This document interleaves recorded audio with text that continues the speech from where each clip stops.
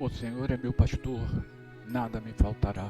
Caminhar me faz em verdes pastos, guia-me mansamente a águas tranquilas. Refrigera minha alma, guia-me pelas veredas da justiça por amor de teu nome. Ainda que eu caminhasse pelo vale das sombras da morte, eu não temeria mal algum, porque tu estás comigo, a tua vara e teu cajado me consolam. Preparas uma mesa perante mim, na presença dos meus inimigos. Unges a minha cabeça com óleo, meu cálice transborda. Certamente que a bondade e a misericórdia me seguirão todos os dias da minha vida, e eu habitarei a casa do Senhor por longos dias. O Senhor é meu pastor, nada me faltará. Pai nosso que estás no céu, santificado seja o vosso nome. Venha a nós o vosso reino, seja feita a vossa vontade, assim na terra como no céu. O pão nosso de cada dia dai-nos hoje. Perdoai-nos as nossas ofensas, assim como nós perdoamos a quem nos tem ofendido. Não nos deixeis cair em tentação, mas livrai-nos do mal. Ave Maria, cheia de graça, o Senhor é convosco. Bendita sois vós entre as mulheres, e bendito é o fruto do vosso ventre, Jesus. Santa Maria, Mãe de Jesus, rogai por nós, pecadores, agora e na hora de nossa morte. Saudamos a Jesus Cristo, saudamos ao Pai Oxalá, saudamos a Iemanjá, Oxum e Obaloê, saudamos a todos os orixás, saudamos a corrente franciscana, saudamos a Miguel Arcanjo, saudamos ao nosso guia-chefe, Pai Tupinambá, saudamos a Santo Antônio e suas falanges de proteção, saudamos em especial, neste mês, ao Pai Xangô, o orixá regente da nossa casa. Pedimos pelos idosos do mundo, que eles sempre possam encontrar amparo e proteção. Pedimos pelos doentes e por todos aqueles que estão em seus leitos de prova e expiação. Pedimos pelas crianças do mundo, por aquelas que estão envolvidas pelas guerras, violência, pelas crianças que perderam seus pais, os seus lares, que vivem em precárias condições. Pedimos pelas crianças da creche de Santa Clara, por seus lares e familiares. Pedimos por todos que de alguma forma auxiliam a creche de Santa Clara e auxiliam a CFA na manutenção de seus trabalhos espirituais e projetos sociais. Nós pedimos também por todos os voluntários e por todos os funcionários da nossa Casa de Francisco de Assis. Pedimos por todos os nomes de encarnados e desencarnados que foram colocados na caixinha de pedidos. Pedimos por toda a humanidade. Que a força do amor, do bem, da fé e da esperança estejam sempre em nossos corações. Da sabedoria do Evangelho de Torres Pastorino, instruções de João Batista. Lucas, capítulo 3, versículo de 7 a 14. Dizia então as multidões que saíam para ser mergulhadas por ele: geração de víboras, quem vos recomendou que fugisseis da ira vindoura? Dai, pois, frutos dignos de vossa reforma mental, e não comeceis a dizer dentro de vós: temos como pai a Abraão, porque vos declaro que destas pedras Deus pode suscitar os filhos a Abraão. O machado já está posto à raiz das árvores, e toda árvore, pois, que não dá bom fruto, é cortada e lançada ao fogo. Perguntava-lhe o povo: que havemos então de fazer? E respondeu-lhes: aquele que tem 2 túnicas, dê uma ao que não tem. Aquele que tem a comida, faça o mesmo. Foram também os publicanos para serem mergulhados e perguntaram: que havemos de fazer? Respondeu ele: não cobreis mais do que aquilo que vos está prescrito. Perguntaram-lhe também alguns soldados: e nós, que havemos de fazer? Respondeu-lhes então: a ninguém façais violência, nem deis denúncias falsas. Contentai-vos com o vosso soldo. Comentários de Torres Pastorino. Há muita gente que procura iludir aos outros e a si mesmo no caminho do progresso e da evolução espiritual. Os hipócritas os fariseus, em sua espiritualidade formalista externa, de rituais complicados e minuciosos, julgando-se superiores, correm pressurosos para serem os primeiros a usufruir as vantagens religiosas, a fim de receber os elogios do povo. E os que estão em posição de proeminência, os saduceus, embora materialistas de convicção, ambicionam ser tidos como rigorosos no cumprimento da lei, para não perderem suas posições de mando e influência.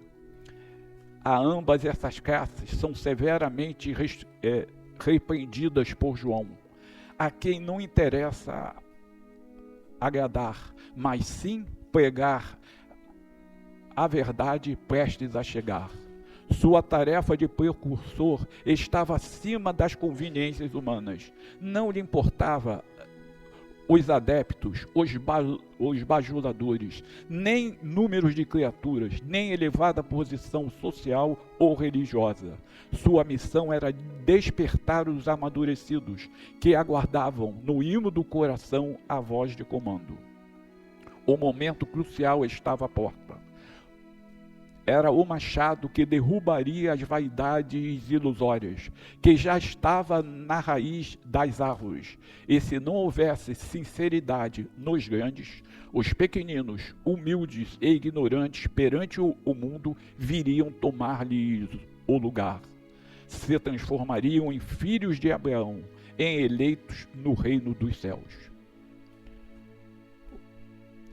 Os rebeldes e fingidos seriam lançados no fogo do karma da ira vindoura, mas todos os que demonstram real arrependimento e boa vontade, eficiente de trilhar a nova senda, esforçando-se de alma e de corpo, esses serão aproveitados, desde que substituam os erros do egoísmo pela caridade, a usura pela generosidade, o abuso pela benevolência, a violência pela cordialidade, a crítica pela compreensão, a ambição desmedida pela conformação resignada.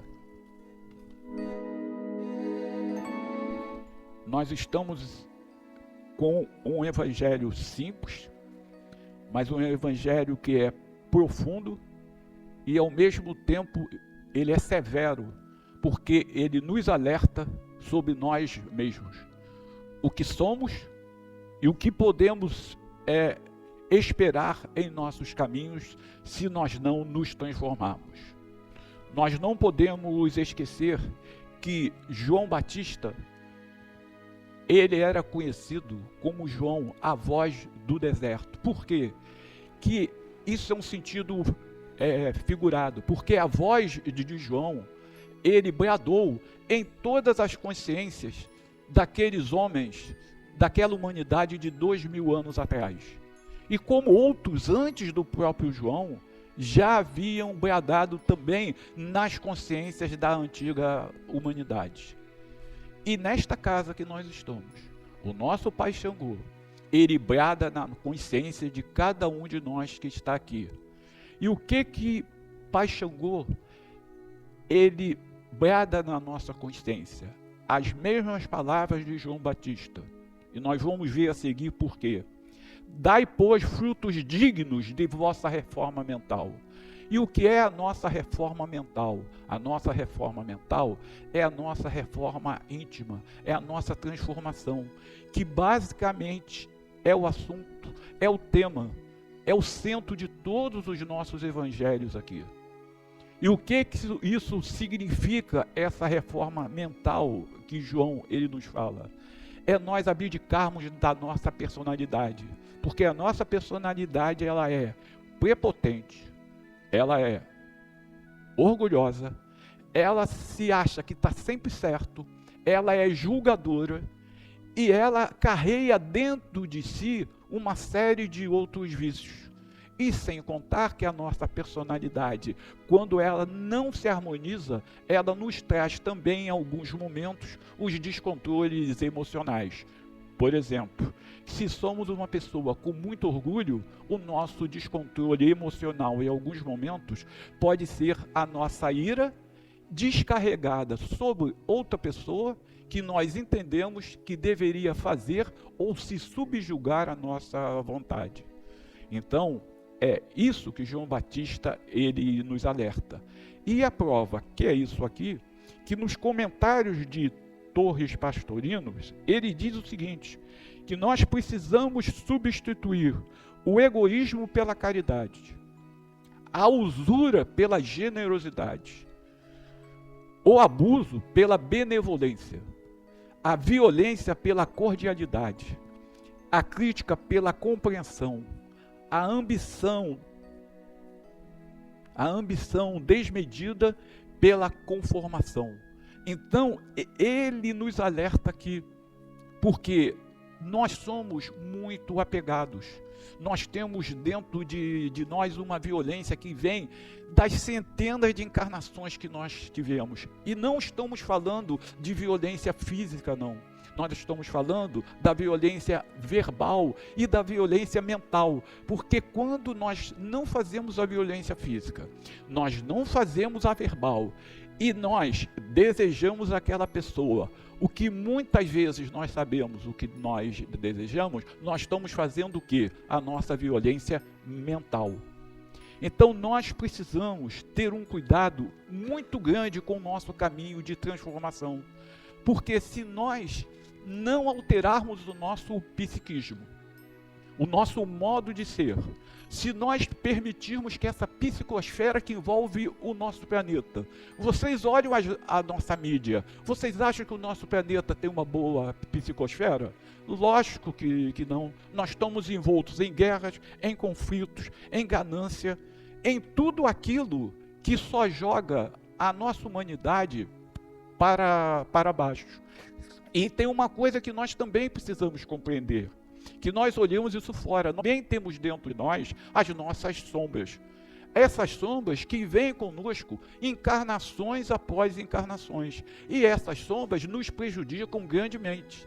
E essas sombras, elas de certa maneira, elas vibram na mesma frequência de nossos obsessores e de nossos inimigos espirituais. É por isso que quando nós nos transformamos, quando nós seguimos exatamente o que o Evangelho de João ele coloca aqui e que os comentários de Torres Pastorinos ele coloca aqui, quando nós nos transformamos, isso é explicado constantemente aqui, a nossa vibração ela se transforma, nós ficamos mais harmônicos, nós ficamos mais, como é que eu vou dizer, mais alegres em nossos corações, nós nos sentimos com mais plenitude. E isso vai chamar a atenção dos nossos obsessores, porque eles vão dizer, se é bom para ele, também vai ser bom para mim.